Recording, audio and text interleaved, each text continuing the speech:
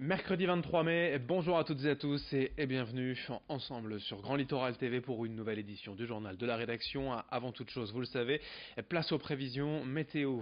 Les températures continuent de grimper cette semaine, le soleil se maintient dans l'ensemble, surtout près des côtes où l'air marin permet de conserver un temps calme et dégagé, car un peu plus à l'intérieur des terres, du côté de l'Audomarois notamment, les nuages réapparaîtront cet après-midi avec encore quelques risques d'orage.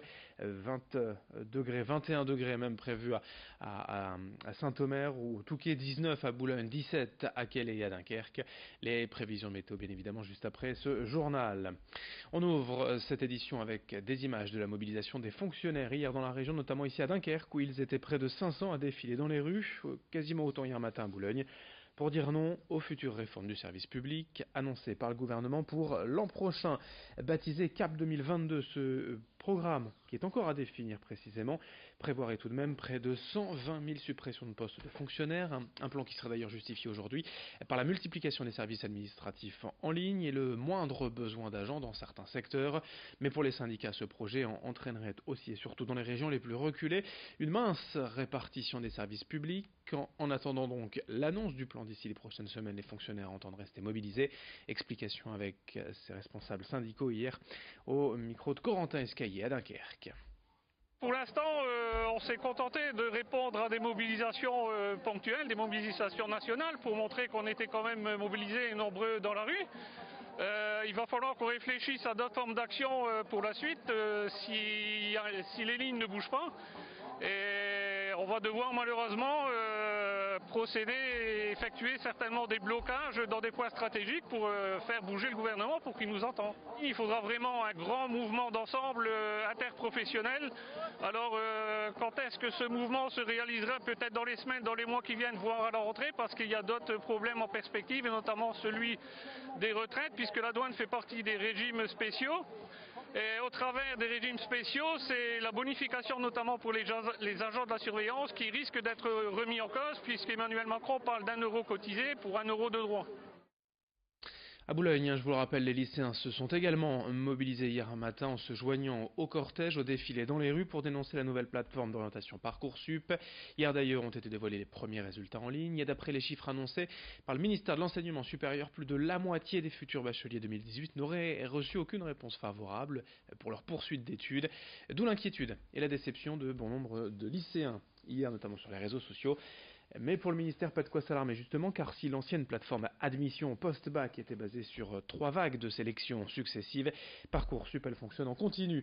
Ainsi, quand un étudiant reçoit plusieurs oui, il a 1 semaine pour se prononcer afin de libérer des places rapidement. À l'université, toutefois, les enseignants dénoncent des conditions de sélection compliquées. Ils estiment avoir manqué de temps et avoir dû faire leur choix sur des critères arbitraires. Explication avec un enseignant au micro de Brieux-Gorchy. Cette augmentation démographique des élèves, malheureusement, était prévue et prévisible depuis longtemps, puisqu'on a le suivi des cohortes dans le secondaire. On savait qu'il y aurait un boom démographique depuis plusieurs années. Ce n'est pas un reproche à faire uniquement à ce gouvernement, n'est-ce pas? Déjà l'an dernier, effectivement, le tirage au sort qui s'est produit à l'occasion de la dernière campagne APB a montré qu'il y avait un problème de capacité d'accueil à l'université.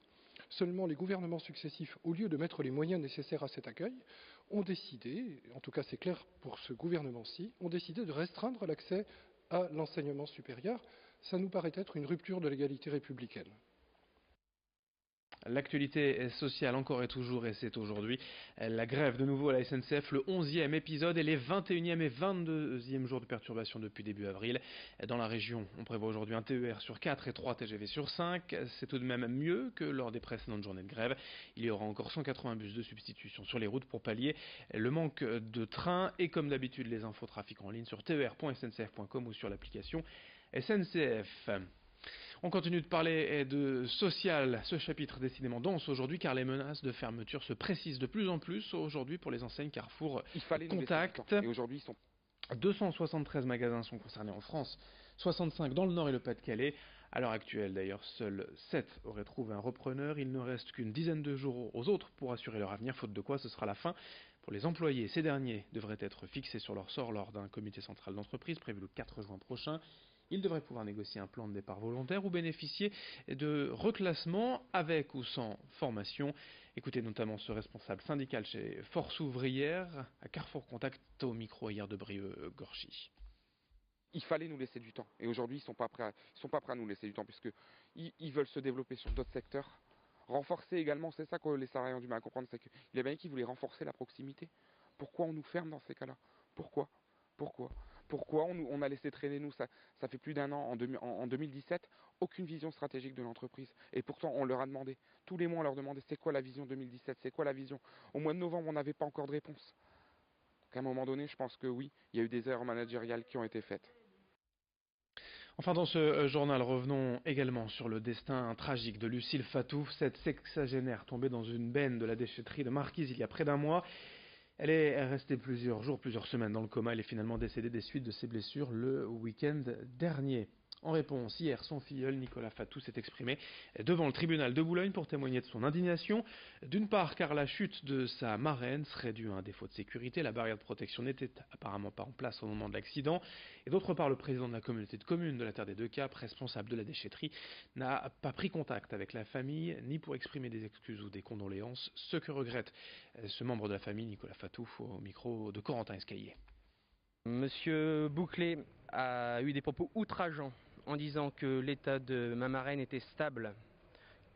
Alors je lui réponds aujourd'hui, catastrophiquement stable, effectivement, puisqu'elle est décédée à la suite de ses blessures. Il vient d'être engagé contre lui, il vient d'être porté une plainte contre homicide involontaire. Et à cet égard, je ne peux tolérer aujourd'hui qu'un élu continue à ce jour, alors qu'il est inculpé, de présider la communauté de la Terre des Deux Caps, de percevoir les indemnités, de défendre, enfin essayer de défendre, parce qu'on voit à quoi ça ressemble, essayer de défendre les administrés, alors qu'il est en cause dans un homicide. Vous avez compris donc, la famille Fatou a décidé donc de porter plainte et souhaite que l'élu démissionne au moins le temps du procès. Et nous avons tenté de joindre hier l'élu de la Terre des Deux Caps sans succès. Fin de cette édition. Merci à vous de l'avoir suivi. Dans un instant, la suite du programme, notamment vos prévisions météo avec une belle journée ensoleillée aujourd'hui sur la côte d'Opale. Très belle journée donc à toutes et à tous, ensemble évidemment sur Grand Littoral TV.